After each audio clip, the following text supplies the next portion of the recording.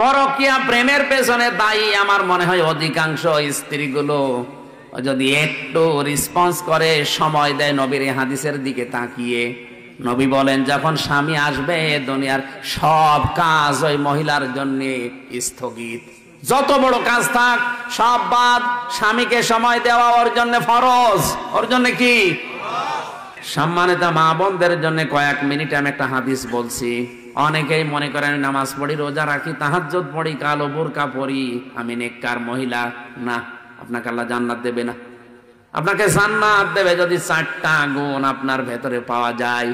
1 নম্বরে, স্বামী যখন বাইরে থেকে আসবে দুনিয়ার সব কাজ মেয়েদের জন্য তখন সব নিষিদ্ধ, সব শেষ। আপনি স্বামীকে সময় দেবেন, এইটা আপনার আসল কাজ। এরকম বউ আজ বাংলাদেশে নেই, এই কারণে অনেকে পরকীয়া প্রেম করে। 2 নম্বরে, যে স্বামী যেটা পছন্দ করে ওটা যদি জায়েজ হয়, আপনার জীবন থাকতে ওইটা পছন্দ করা লাগবে। স্বামী যদি পছন্দ করে যে আপনি হাতা কাটা ব্লাউজ গায়ে দিয়ে স্বামীর সামনে থাকেন, কোনো অসুবিধা নেই। স্বামী যদি পছন্দ করে আপনি চুল ছেড়ে দিয়ে স্বামীর সামনে থাকেন, কোনো অসুবিধা নেই। আর যতগুলো চুল আপনার স্বামী দেখবে অতগুলো সওয়াব হবে।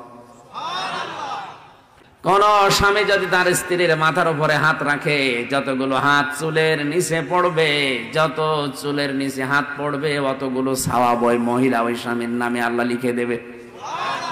কোন স্বামী যদি স্ত্রীর হাত চেপে ধরে মহব্বতে হাসি দিয়ে, যতগুলো গোনা ওই দিনে হয়েছে সগীরা সব আল্লাহ হাতের মাঝখান দিয়ে ঝরিয়ে দেয়।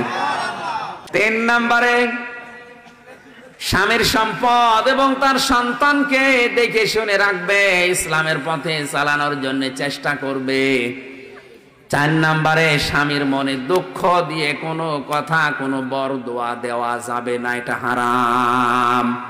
পৃথিবীতে ফেরাউনের মতো এত বড় ভয়ঙ্কর নাফরমান জানোয়ার স্বামী কারো কপালে? কথা বলেন না কেন? কি জানোয়ার ছিল, নিজের স্ত্রীর হাতে পেরেক লাগিয়েছে, পায়ের ভেতরে শলাকা লাগিয়েছে, কপালে পেরেক লাগিয়েছে, আর মাথার উপরে গরম তেল ঢেলে দিচ্ছে। কোরআনে কারিমে আল্লাহ একজন মহিলার নাম দিয়েছে যাকে আল্লাহ জান্নাতে একটা ঘর বানিয়ে দেবে। ইযে ক্বালাত রাব্বি বিনিলি ইনদাকা বাইতান ফিল জান্নাতি ওয়া নাজ্জিনি মিন ফিরআউনা ওয়া আমালিহি ওয়া নাজ্জিনি মিনাল কওমিজ যালিমিন। ও গাজীপুরবাসী, এটা ইউটিউবে কালকেই ছড়িয়ে যাবে, হাজার হাজার মহিলারা এটা শুনবে শিক্ষা নেওয়ার জন্যে। ফেরাউনের স্ত্রীকে আল্লাহ ঘর এমনিতে বানিয়ে দেয়নি। এটা অত্যাচার যখন তার স্বামী লোকজন দিয়ে করাচ্ছিল, আল্লাহ পাক জান্নাত পাঠিয়ে দিলেন জিবরাইলকে দিয়ে, ধরো তুলে ধরো। হযরতে আসিয়া জান্নাত দেখার পরে খুশি হয়েছিলেন, ডাক দিয়ে বলেছে, মাবুদ ওই জান্নাতে তুমি আমার জন্য একটা ঘর বানিয়ে দাও, যে ঘরে বসে বসে সব সময় তোমারে দেখা যায়। তুমি আমার এই অত্যাচার দেখে, আমার উপরে জুলুম দেখে রাগ করো না, মন খারাপ করো না। আল্লাহ, আমার উপরে যে আমার স্বামী লোকজন দিয়ে অত্যাচার জুলুম করায়, এই জুলুম থেকে তুমি আমাকে বাঁচাও। 4টা ফরজ কাজে মেয়েদের 3 নম্বরের কাজ এটা, স্বামীর মন জয় করা লাগবে জায়েজ পন্থায়। এত বড় অত্যাচারের পরও স্বামীর নামে বরদোয়া দেয় না, অথচ আজ হাজারো মহিলা স্বামীর মনে দুঃখ দেয়। উল্টা পাল্টা কথা বলি। নামাজ পড়ছো, নামাজ আছে, নামাজ শেষ, তো সব ব্যর্থ করে দেবে আল্লাহ। আপনার দুনিয়াও ধ্বংস, আখিরাতও ধ্বংস।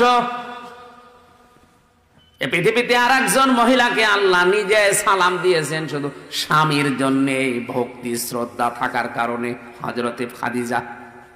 একটাই মহিলাকে আল্লাহ দুনিয়ায় সালাম দিয়েছে জিন্দা অবস্থায়।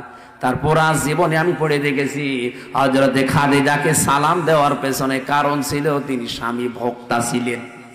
কি ছিলেন? স্বামীর প্রতি এত আনুগত্য দেখিয়েছেন, নিজের যে সম্পদ গুলো ছিল ওই জামানায় তিনি 7 নাম্বার ধনী ছিলেন পুরো আরব জাহানে। এত সম্পদ সব স্বামীর পায়ের নিচে এনে দিয়েছিলেন, জান সব আমি দিয়ে দিলাম। আল্লাহ মেয়েদেরকে 4টা কথা মেনে চলার তৌফিক দিন, বলেন আমিন।